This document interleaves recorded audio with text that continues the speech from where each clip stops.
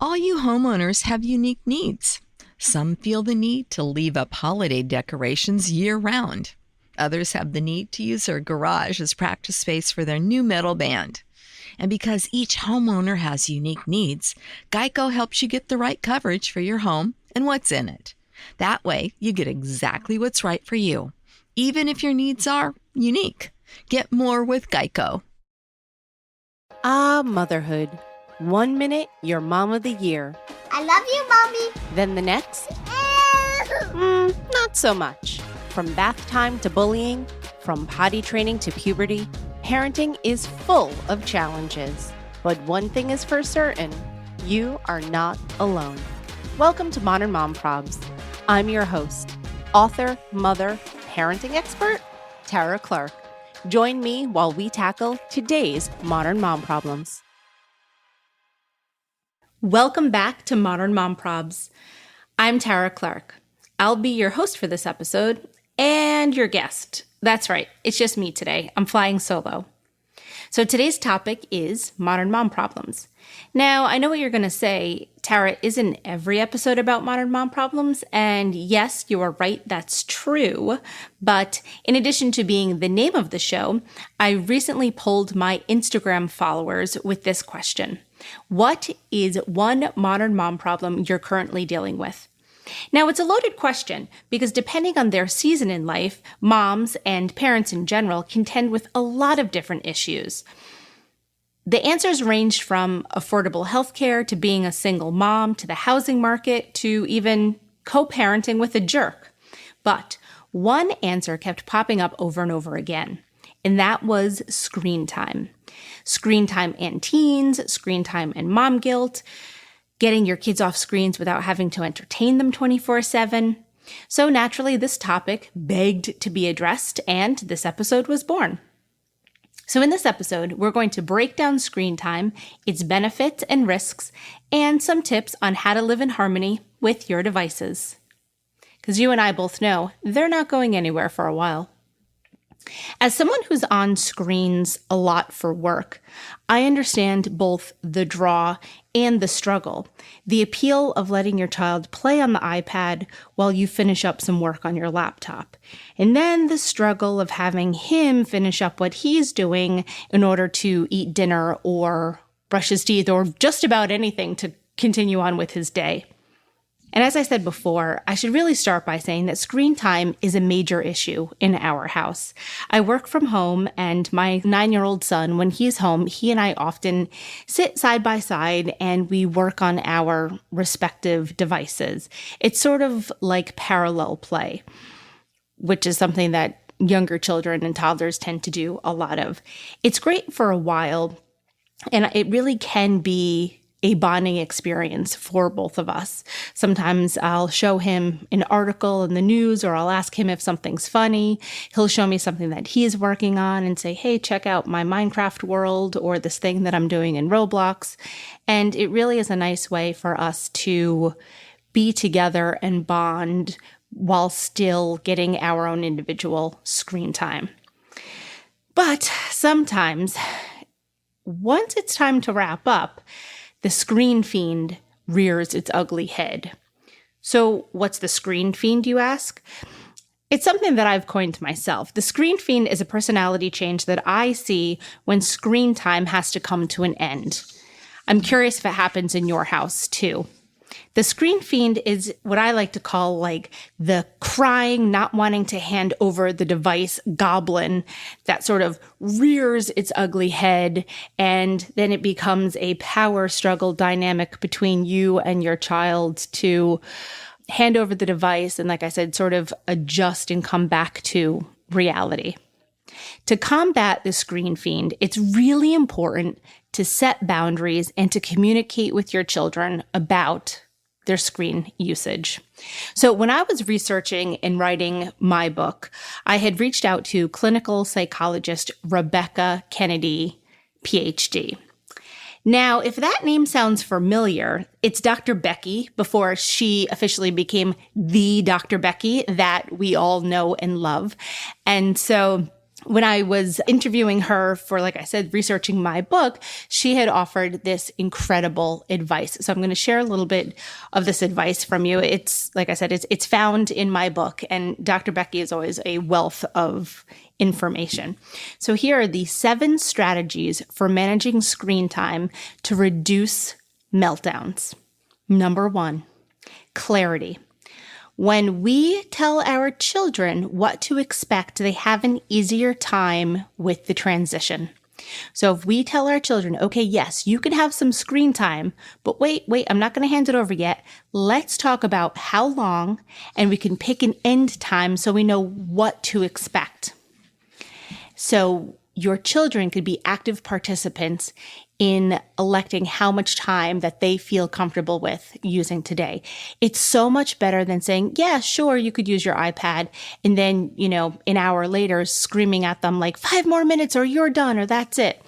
We want your children to be an active participant in setting their own boundaries. So number 2, emotional vaccination. Before you start the screen time, pause and think with your child about how ending it will feel. Because when we predict our toughest feelings, our body feels more in control than when those feelings arrive. So also, if we could think about cutting out some of the screen time ending protests with our kids with sort of some laughter and some lightness, then we could all wind together and connect in a more meaningful way. And for number 3 is wishing. So it's important to reframe our child's complaint as an unfulfilled wish and to sort of speak to that wish. So you could say something along the lines of, ugh, you really wish that you could have another show, right? Or, you wish you could make screen time decisions for yourself, huh? When we do that, our kids feel seen, that we recognize and validate their wishes. Number 4 is remember family jobs. As parents, we have to make decisions that we feel are best for our kids. Our children do not have to like these decisions, but when our kids don't like things, it's their job to express their feelings. It's our job as caregivers to be consistent in our boundaries.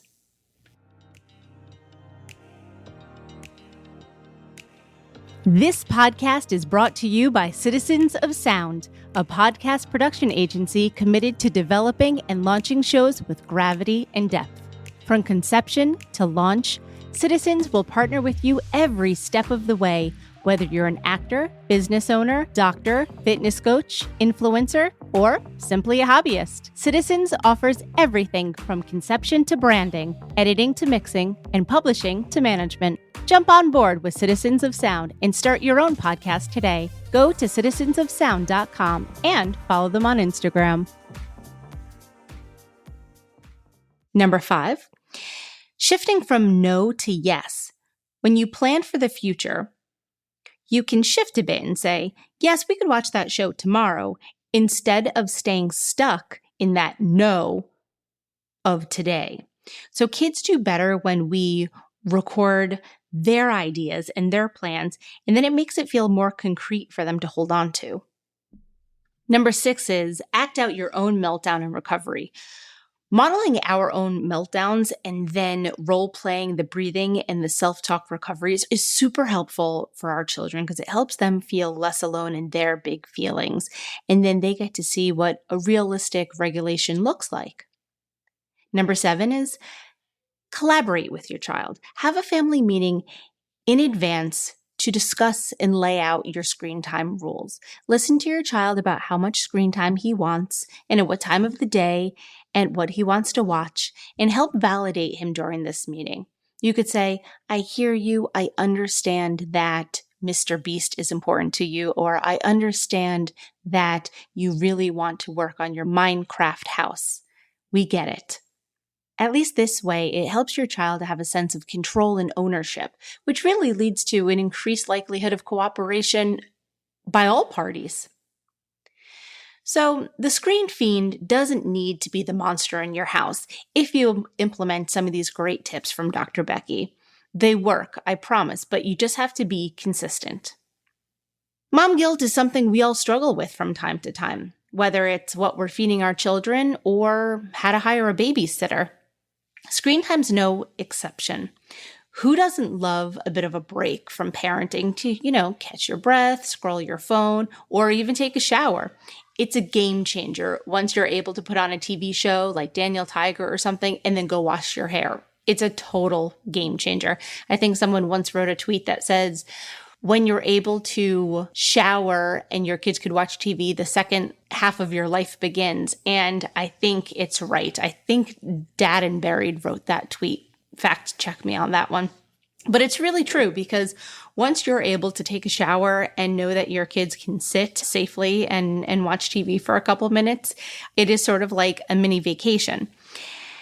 And so what I'm telling you now is, don't be hard on yourself about these little screen time vacations. Give yourself grace. It's totally fine to recharge your batteries throughout the day.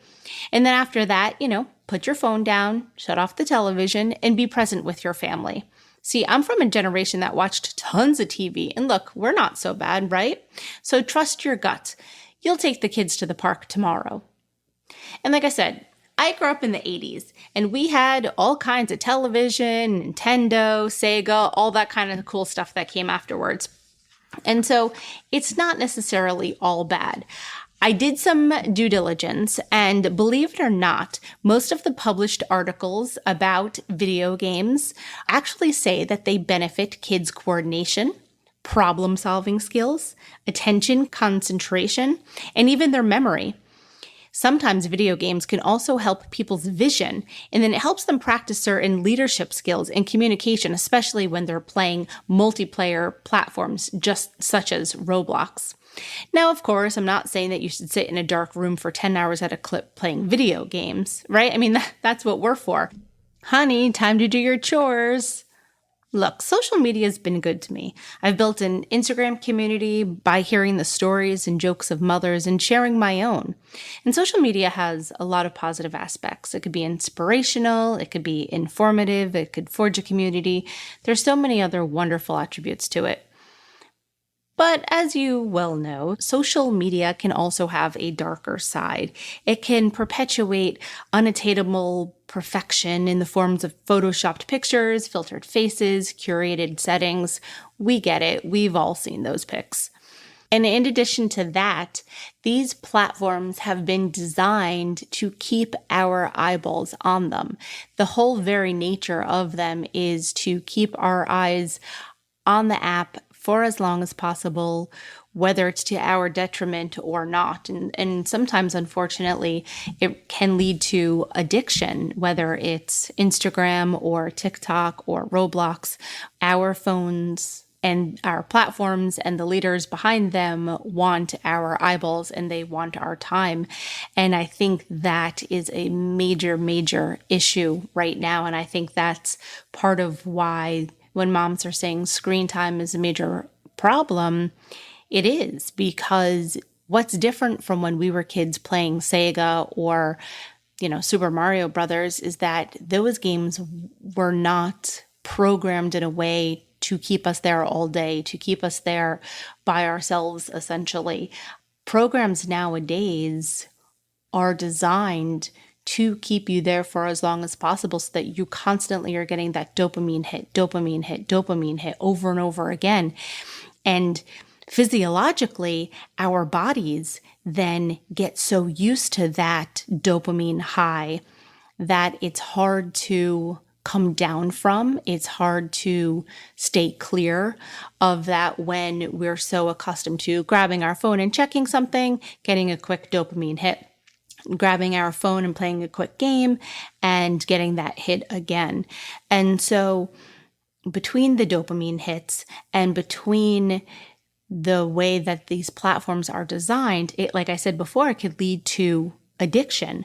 And so there's no denying that there is a direct link between social media use and negative mental health and low self-esteem. And what I want to impart today is that social media addiction is a real thing. If you've ever posted content on social media and then you reached for your phone a few minutes later to check the likes and the comments, You know what I mean. Anticipating those likes, the comments gives us that dopamine hit, and it only really reinforces that behavior and keeps us doing it again, right? It's a motivating thing. We reach for it time and time again. So since smartphones and social media clearly are not going anywhere, it's up to us, the users, to modify our behavior. So it's like, what are some of the things that we can do to live in harmony with our phones, in harmony with social media? And so as a heavy social media user, I understand the all-encompassing pressures and pings and notifications from these platforms. And so here are some of my recommendations for not getting too sucked in. The first one would be limit your social media use. Most phones now have apps built in, which is like a digital wellness app. If you don't have one on your phone, you could download them for free. And those apps help you set screen time use. And so you can lock and unlock certain goals. Do you want to, close down social for a few hours? Do you want to shut off everything for a few hours? The digital wellness app can let you do that. Another thing would be turn off notifications, especially for Facebook, Instagram, TikTok, all of the social platforms.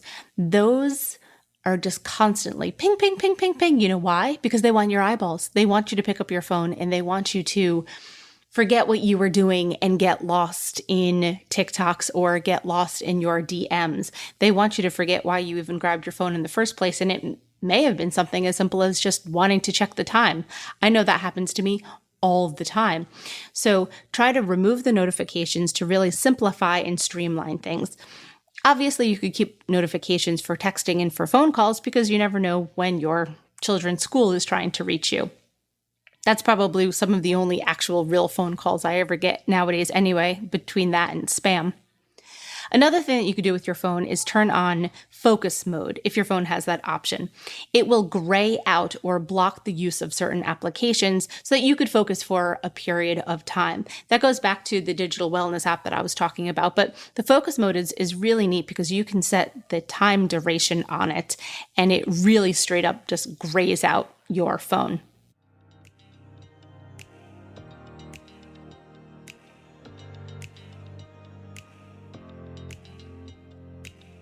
This episode is brought to you by Modern Mom Style Box. Upgrade your wardrobe and enjoy unlimited styles for just $60 a month. Modern Mom Style Box is the first rental clothing subscription designed exclusively for moms and moms-to-be. Get started today with a free trial. Use promo code PTO. Another thing would be charge your phone in a different room from your bedroom. It will reduce your temptation to grab and grab and grab it again. When you go to bed at night, don't keep your phone on your nightstand. Put it somewhere further, maybe keep it in a different room altogether, keep it in the kitchen. Don't keep it where you're going to be scrolling at midnight or 1 a.m. Another thing to protect your mental health is unfollow accounts that make you feel less than or are obviously detrimental to your mental health. And don't hate check on other accounts either. Hate checking is similar to doom scrolling, but it's hate checking is scrolling through the accounts of people that you secretly loathe. You're frenemies with them, sort of. You're better than that. Keep it moving. Unfollow. Fill your feed with things that bring you joy. So last thing would be, social media is intended to be enjoyable, right? So if you find yourself not enjoying it, take a digital detox for a few days, a week, a month, forever, for all I care. And as hard as it will be, honestly, it really does wonders. Don't worry, there's always time to learn the newest viral trending dances or trending audios. You can't put a price on your mental health. And I often say that your mental health shouldn't be impacted by the opinions of others. And I recently saw a quote that I loved, and let me see if I'm going to get it right.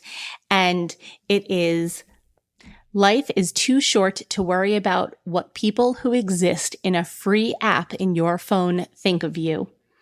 And that literally might be my favorite quote ever. I think I may even have to tattoo that one on my body, because when I do what I do, it's hard to not think about comments or trolls or all different things, or even what other people in your space are doing, right? And it's hard to sort of stay in your lane and keep doing what you do, because you know you're doing good work regardless of what trolls or rando people happen to say to you. But going back to social media and addiction and phone and addiction, if you feel that you are truly addicted, where you're having sweats about using your phone or not using your phone, you have anxiety about using your phone or not using your phone, you're feeling antsy or twitchy, or you're lying about your phone use, or that you're doing it secretively, where you're doing it where you don't want your family to know that you're using it quite as often as you are, you may be addicted, and that's okay. There is help available. A great resource is www.addictioncenter.com. It's a great resource for someone who may have a social media or technology addiction. So a few takeaways on screen time and your family's use of it. One time I was speaking with a developmental pediatrician, and he said his number one advice for families is no devices at the table, which unfortunately is a rule that we break often for my son, because since he's a selective eater, sometimes he eats better or he eats more while he's hyper-focused playing on his iPad. Now, I know that directly goes against what the pediatrician said, but because one should be focusing on their meal and on the food and mindful eating. But at the same time, I still want my son to be able to get the calories and sit down long enough to be able to finish his meal. So it's sort of a slippery slope with that in our family. But my takeaway would be for you, no devices at the table if you can help it. Try to engage with each other, be present with each other, enjoy your food, practice mindful eating. Another takeaway is finish up device use at least 2 hours before bedtime, especially the iPads, especially the phones, anything that's really close to your face. Obviously, television shouldn't be used 2 hours before bedtime, but sometimes we like to watch a movie before bed, and we practice family movie night on Friday nights. And so that's not quite 2 hours before bedtime, but hey, look, nobody's perfect, right? As I mentioned before, another takeaway would be don't keep your device near your bed at night. Leave it on a dresser, leave it in the kitchen, leave it anywhere where you're not going to be scrolling it at 3 o'clock in the morning. And my last and most important takeaway, and it is sort of our motto for our family, is people are more important than screens. And I'm going to say that again. People are more important than screens. From a very early age, I always taught my son that if someone's speaking to you while you're on your iPad, I know it's hard to transition, but you have to stop what you're doing and you have to look at the person and you have to make eye contact and you have to acknowledge them, because people will always come first.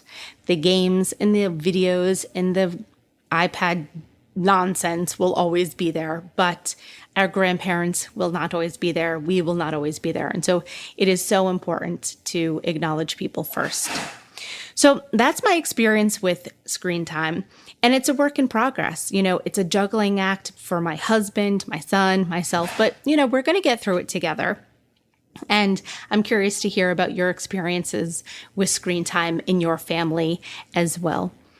I hope you enjoyed this episode of Modern Mom Probs. I'm your host and your friend, Tara Clark. Thanks for listening.